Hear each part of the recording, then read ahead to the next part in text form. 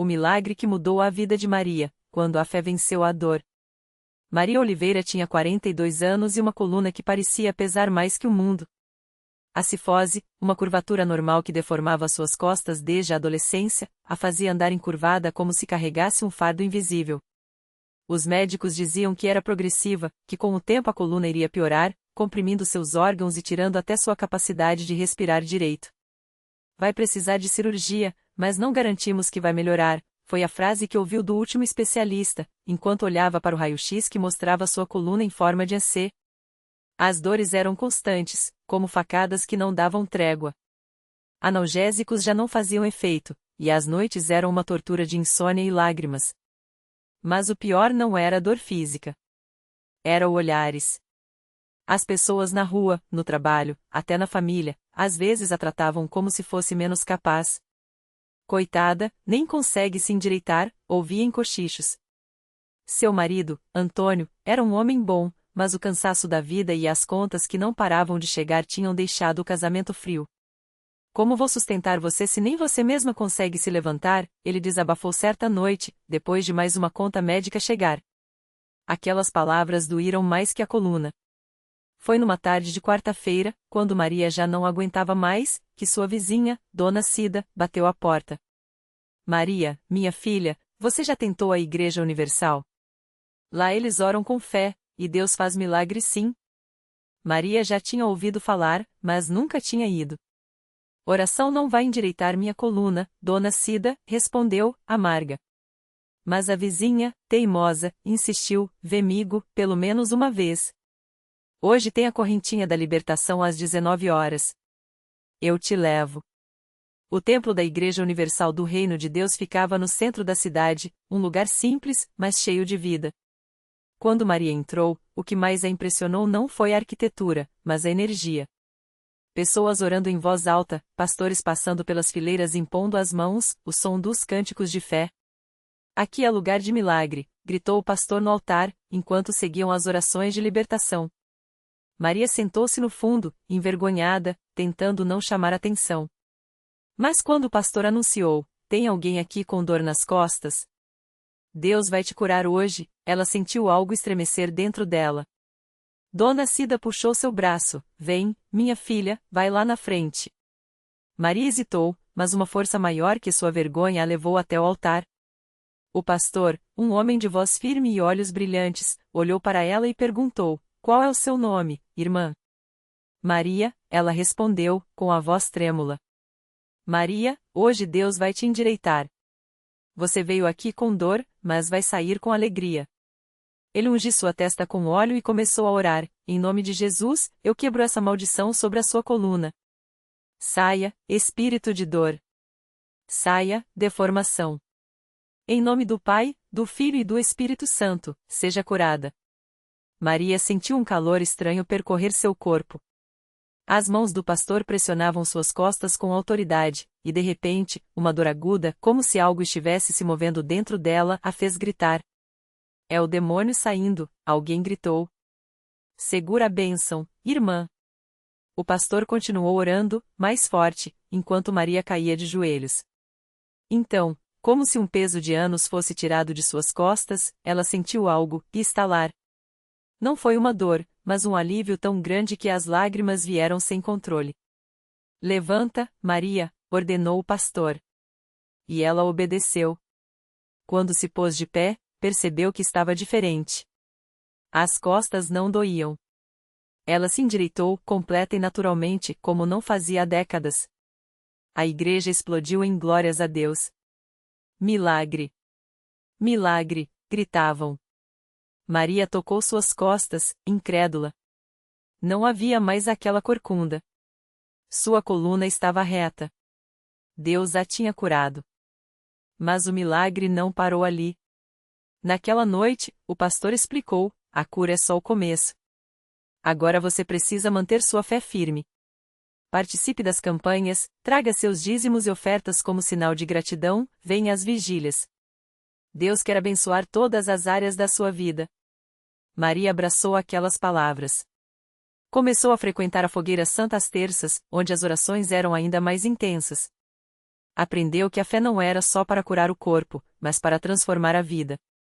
Seu marido, Antônio, no início cético, foi ao templo depois de ver a mudança. Se Deus curou você, pode curar nosso casamento também, ele disse, envergonhado. Juntos, eles participaram da campanha dos 70 dias de jejum e oração. Antônio, que estava desempregado, recebeu uma proposta de trabalho justamente no dia em que deram o dízimo pela primeira vez com fé. Isso não é coincidência, Maria. É Deus, ele disse, emocionado. Hoje, Maria não é mais a mesma. Não só por causa da coluna reta, mas porque sua vida ganhou propósito. Ela agora faz parte do grupo de oração das mulheres e dá seu testemunho no altar, incentivando outros a acreditarem no poder de Deus. Eu aprendi que a fé não é só pedir, é agir. É vir à igreja, é participar das correntes, é ser grata mesmo antes de ver o milagre. Deus não falha. Sua lição de vida? A dor pode curvar suas costas, mas não pode curvar sua fé. Quando você entrega tudo a Deus, Ele não só restaura o que estava quebrado, Ele te dá uma vida nova. E assim, Maria, que já foi chamada de acoitada, hoje é chamada de milagre. E seu maior desejo é que mais pessoas descubram que, na Igreja Universal do Reino de Deus, não há impossíveis para quem crê. No mesmo culto em que Maria deu seu testemunho, uma mulher chamada Ana, que estava sentada nos fundos da igreja, não conseguia conter as lágrimas. Ela tinha ouvido cada palavra de Maria como se fosse uma mensagem direta de Deus para ela. Ana também sofria há anos com uma doença degenerativa nos ossos, que a deixava com dores constantes e dificuldade para caminhar. Os médicos haviam dito que seu caso não tinha cura, e que ela teria que aprender a conviver com a dor pelo resto da vida. Mas naquele dia, algo dentro dela mudou. Enquanto Maria falava sobre a fé que não se curva, Ana sentiu uma chama acender em seu coração. Se Deus fez por ela, pode fazer por mim também, pensou. No final do culto, ela se aproximou do pastor e pediu oração. Com as mãos trêmulas e a voz embargada, ela contou sua história, as noites em claro de dor, as vezes em que pensou em desistir, as orações que parecia que não eram ouvidas. O pastor a olhou com compaixão e disse: Filha, Deus já ouviu suas orações. Hoje é o dia da sua vitória. Você veio até aqui não por acaso, mas porque Deus tem um milagre preparado para você. Ele impôs as mãos sobre ela e começou a orar com autoridade. Em nome de Jesus, eu determino que essa doença saia do corpo dessa serva de Deus. Que os ossos sejam restaurados, que a dor desapareça, que a vida volte a fluir com saúde e alegria. Ana sentiu um calor intenso percorrer seu corpo, como se uma corrente elétrica a atravessasse. De repente, uma dor aguda a atingiu por alguns segundos, mas logo depois, silêncio. Um silêncio tão profundo que ela nem sabia que existia. Cautelosamente, ela tentou se mover. Flexionou os joelhos, girou o pescoço, deu um passo, e outro, e outro. Sem dor. Sem limitação. Com lágrimas escorrendo pelo rosto, ela começou a pular, a dançar, a louvar a Deus bem ali, no meio da igreja. As pessoas ao redor começaram a gritar: Glória a Deus! É um milagre! Algumas correram para abraçá-la, outras levantaram as mãos em adoração. Ana não conseguia acreditar. A mulher que chegara manca, apoiada em uma bengala, agora corria pelo templo, abraçando todos que encontrava pela frente. Eu estou curada. Jesus me curou, ela gritava, sem parar de chorar. Nos dias seguintes, Ana voltou ao médico para exames. Os resultados deixaram os profissionais boquiabertos, não havia mais nenhum sinal da doença degenerativa. Os ossos estavam saudáveis, como se nunca tivessem sido afetados. O médico, que não era crente, apenas balançou a cabeça e disse: Isso não tem explicação científica. Só pode ser um milagre. Ana não perdeu tempo. Assim como Maria, ela também se tornou uma guerreira da fé. Passou a frequentar as reuniões de oração, a participar das correntes de libertação e a levar outras pessoas para a igreja. Se Deus mudou minha história, Ele pode mudar a de qualquer um, dizia ela, com convicção. E foi assim que, de um testemunho, nasceu outro. E de outro, mais um. A igreja se encheu de histórias de vidas transformadas, de dores que se foram, de sonhos que ressuscitaram. Porque quando uma pessoa decide crer de verdade, quando entrega a sua vida nas mãos de Deus e não desiste, os milagres acontecem. Não por acaso, não por sorte, mas porque Deus é fiel e sua palavra não volta vazia. Hoje, Maria e Ana são amigas inseparáveis. Juntas, elas visitam hospitais, levam palavras de esperança para quem está doente e mostram, com suas próprias vidas, que não existe doença que resista ao poder de Deus. A gente já foi chamada de um coitada, de o sem esperança, dizem elas, sorrindo. Mas hoje, a gente é chamada de um milagre. E o melhor de tudo é saber que esse milagre não é só nosso, é de quem quiser acreditar. Porque na Igreja Universal, a cada culto, a cada corrente de oração, a cada jejum, Deus está agindo. Não há limites para Ele. Não há casos impossíveis. Basta ter fé, persistir e entregar tudo em suas mãos. O resto, Ele faz. E faz com perfeição. No mesmo bairro onde Maria e Ana testemunhavam seu milagre, vivia um homem chamado Carlos. Ele era conhecido por todos como um homem bom, trabalhador, mas que carregava um peso invisível, uma depressão profunda que o acompanhava há mais de 10 anos. Os remédios já não faziam efeito, as terapias pareciam não adiantar, e os pensamentos ruins o sufocavam a cada noite. Sua família, desesperada, já não sabia mais o que fazer. Até que um dia, sua esposa, Dona Lúcia, ouviu o testemunho de Maria e Ana na rádio. Ela não pensou duas vezes, pegou a mão do marido e disse: "Vamos hoje mesmo na Universal. Se Deus curou elas, Ele pode nos ajudar também." Carlos, sem forças para discutir, apenas assentiu. Quando chegaram à igreja, o pastor estava pregando sobre a importância de não desistir, de lutar pela fé mesmo quando tudo parece perdido. Carlos, sentado no fundo, ouvia com os olhos cheios de lágrimas. Não conseguia nem levantar as mãos para orar. Mas então, algo aconteceu. Uma irmã da igreja, que nem conhecia Carlos, se aproximou dele e disse: "Deus me mandou te falar que hoje é o seu dia. Essa batalha acaba agora."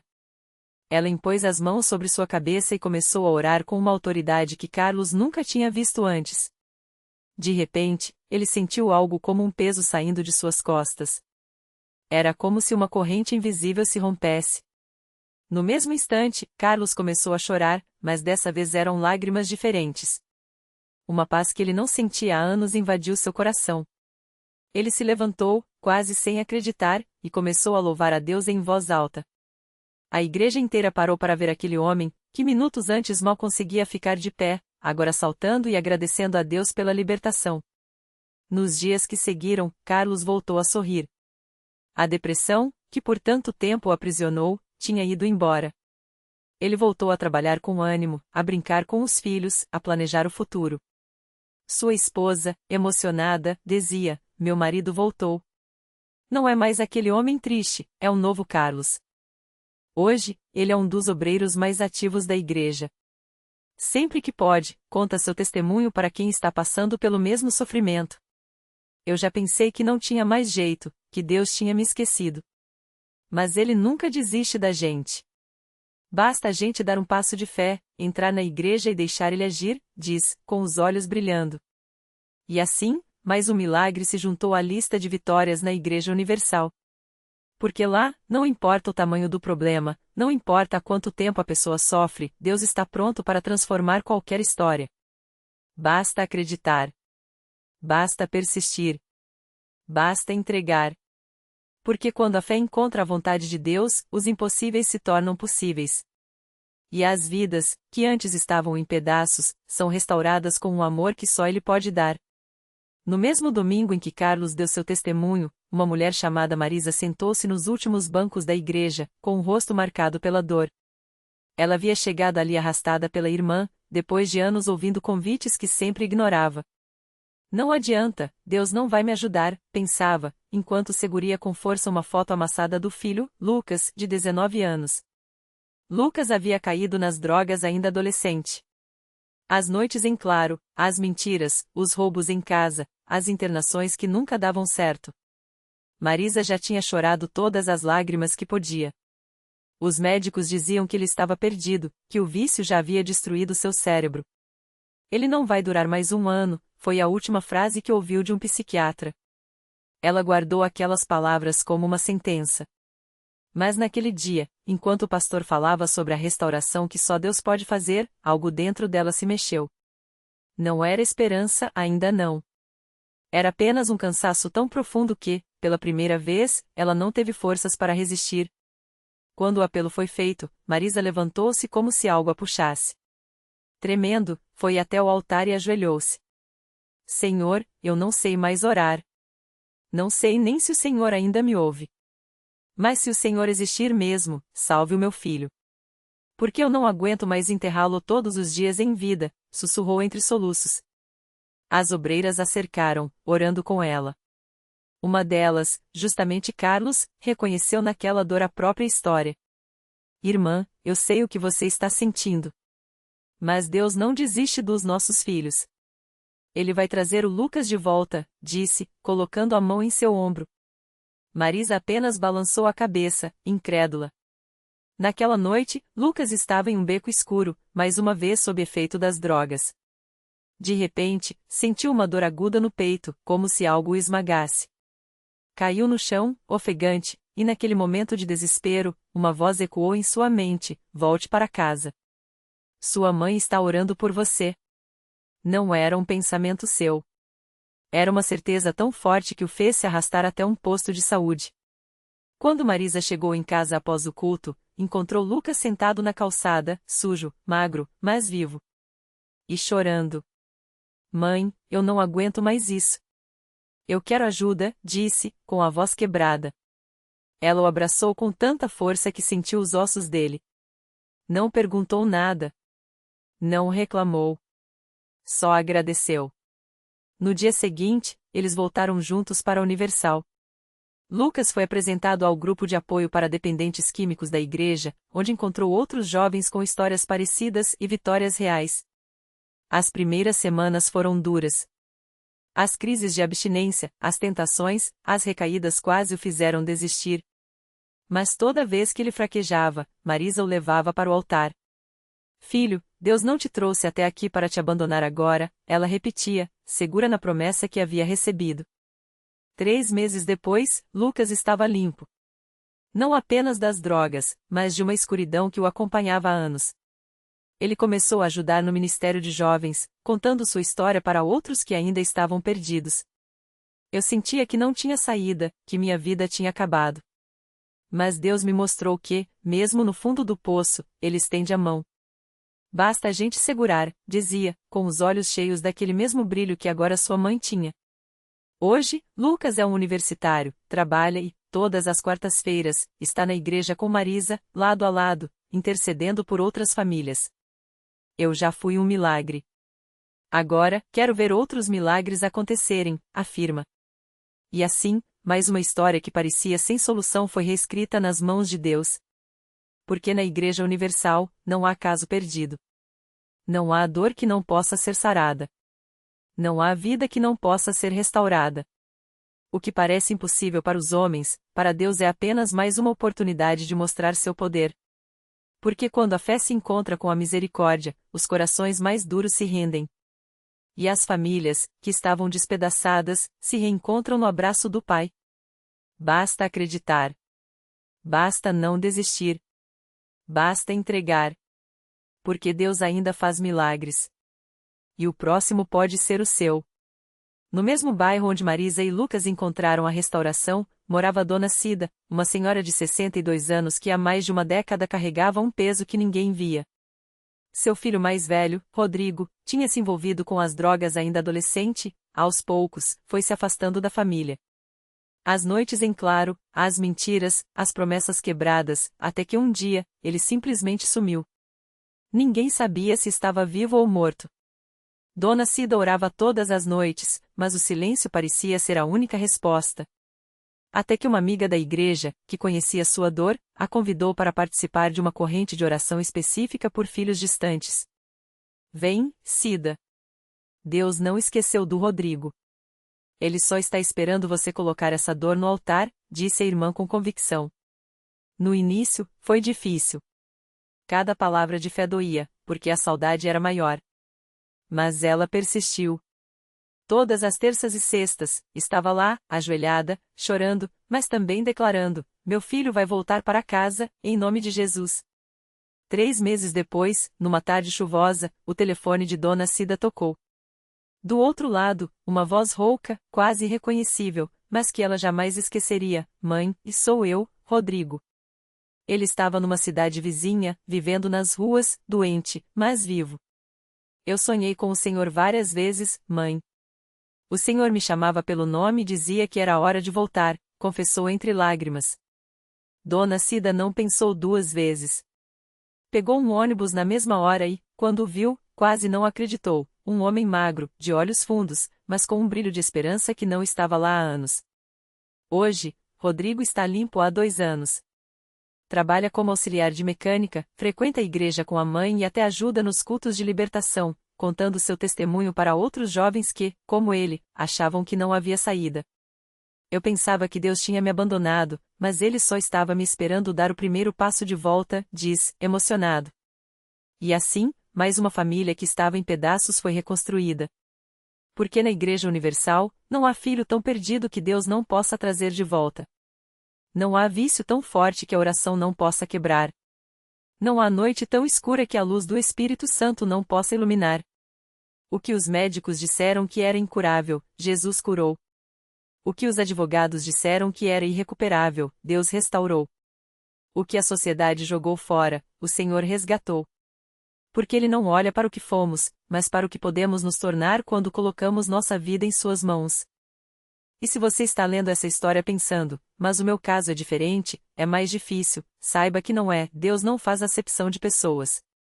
O mesmo poder que ressuscitou a Lucas das drogas, que trouxe Rodrigo de volta para os braços da mãe, que sarou o corpo e a alma de Marisa, está disponível para você hoje. Basta crer. Basta dar o primeiro passo. Porque milagres não são coisas do passado. Eles acontecem aqui. Eles acontecem agora. E o próximo pode estar batendo à sua porta. E então, o milagre aconteceu. Era uma tarde quietinha, daquelas em que o céu parece mais próximo. Maria, que há anos carregava no peito a dor de um diagnóstico sem esperança, sentiu algo diferente ao fechar os olhos e sussurrar: se for da tua vontade. Não houve trovões, nem luzes cegantes, apenas uma paz que invadiu sua alma como um rio manso. Quando abriu os olhos, as lágrimas que caíram não eram mais de desespero, mas de uma certeza inexplicável: ele ouviu. Os exames que vieram depois confirmaram o impossível. Os médicos balançaram a cabeça, incrédulos. Os amigos choraram. E Maria, com as mãos trêmulas segurando o papel que comprovava sua cura, entendeu: o milagre não era só o corpo sarado, mas o coração que aprendeu a confiar novamente. Porque milagres não são apenas o que vemos, são o que nos transforma por dentro. Talvez você esteja esperando um sinal grandioso, uma voz do céu. Mas e se o milagre já começou no momento em que você decidiu não desistir? E se a maior prova do poder de Deus não for apenas a cura, mas a força que Ele te dá para enfrentar cada dia, mesmo quando a resposta demora? A vida de Maria não ficou fácil depois daquele dia. Ainda havia contas, medos, cicatrizes. Mas agora ela sabia: o mesmo Deus que fez o impossível ontem é o mesmo que caminha com ela hoje. E isso bastava. Lição que fica: milagres não são prêmios para os perfeitos, mas graça para os que ousam crer mesmo quando tudo diz a não. Deus não muda as circunstâncias só para nos mimar, Ele as transforma para nos revelar. Revelar que somos mais fortes do que pensamos, mais amados do que imaginamos, e que nenhuma noite é tão longa que a manhã dele não possa clarear. Hoje, o milagre pode não vir como você espera. Pode vir como um abraço inesperado, uma porta que se abre onde só havia paredes, ou simplesmente a coragem de seguir em frente. Mas vem. Sempre vem. E se você ainda duvida, lembre-se: a história de Maria começou igual à sua, com uma oração simples e um Deus que nunca vira as costas para quem o busca. O próximo milagre pode ser o seu. Basta estender a mão.